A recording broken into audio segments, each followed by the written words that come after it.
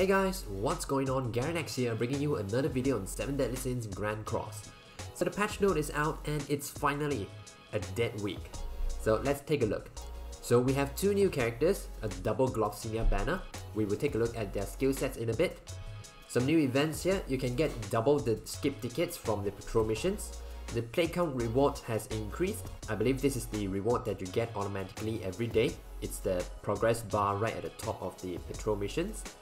Mysterious fragments from daily tasks, not sure what these do yet, we need more information on this. And friendship coin bonus. So you can use these friendship coins to buy costumes for Gloxinia from the friendship coin shop. And there are also other costumes that you can buy for Gloxinia as well from the cosmetics shop. And there are the Black Flames battle uniform is back as well. And lastly, Gloxinia will be getting his UR gear.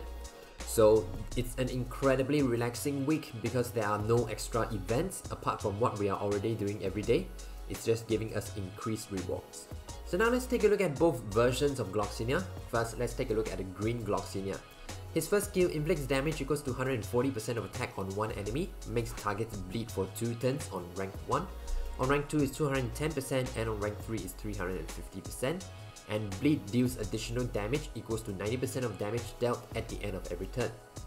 His second skill inflicts damage equals to 120% of attack on all enemies on rank 1.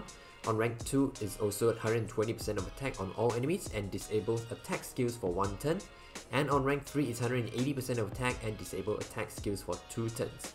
And his ultimate inflicts rune damage equals to 560% of attack on one enemy, that is 1/6. And when you get him up to 6/6, the multiplier goes up to 840%. And rune increases damage dealt by 30% per debuff on the target and removes the debuffs. His passive increases the hero's defense related stats by 5% for each alive ally, increases the hero's attack related stats by 5% for each dead ally, applies when entering battle.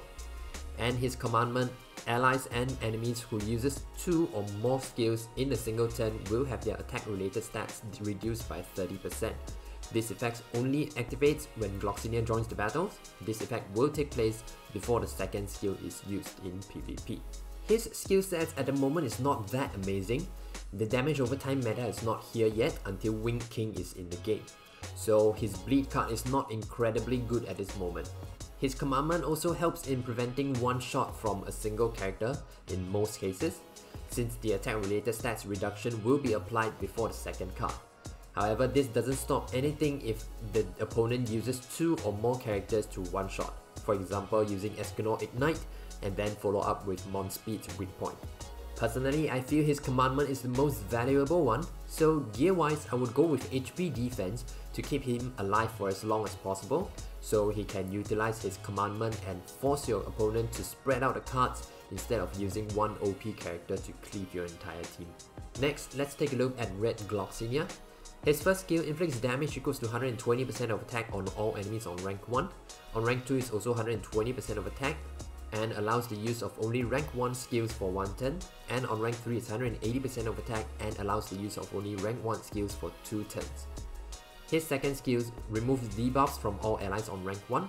On rank 2, removes debuff and heal HP of all allies equals to 240% of attack.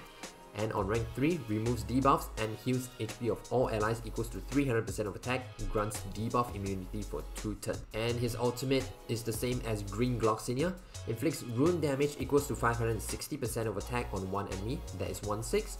If you get him up to 6/6, then the multiplier goes up to 840%. And rune increases the damage dealt by 30% per debuff on the target and then removes the debuffs. His passive, when this hero's skills are ranked up, fills the ultimate move gauge by an additional 1 orb, exclude ranking up due to skill effects or uniques. And his commandment is the same as green Gloxinia. Red Gloxinia's kit is pretty interesting, especially his first skill because it only allows the use of rank 1 cards. I think this would be a very interesting counter to LV Melee because of how easily LV Melee ranks up his card. If we can land this debuff consistently, then that will basically shut down LV entirely.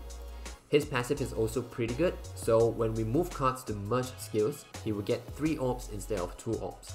Unfortunately, this doesn't include the rank up due to skill effects and uniques, otherwise he would pair very well with Gotha and Shin. Overall, I feel Red Gloxinia is the better version of the two for now. He has much more utility and fits well into an Alt Rush team. Gear-wise, I will go with HP defense as well, so he can remain on the field for as long as possible and provide the utilities. So, should you summon or skip Red and Green Gloxinia? I would say yes, you should summon if you are a whale and a collector, and yes, you should summon if Gloxinia is your favorite character.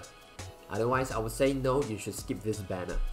Given that Goddess List banner is still running, it will give you more value if you summon on that banner instead, especially if you haven't gotten Goddess List yet.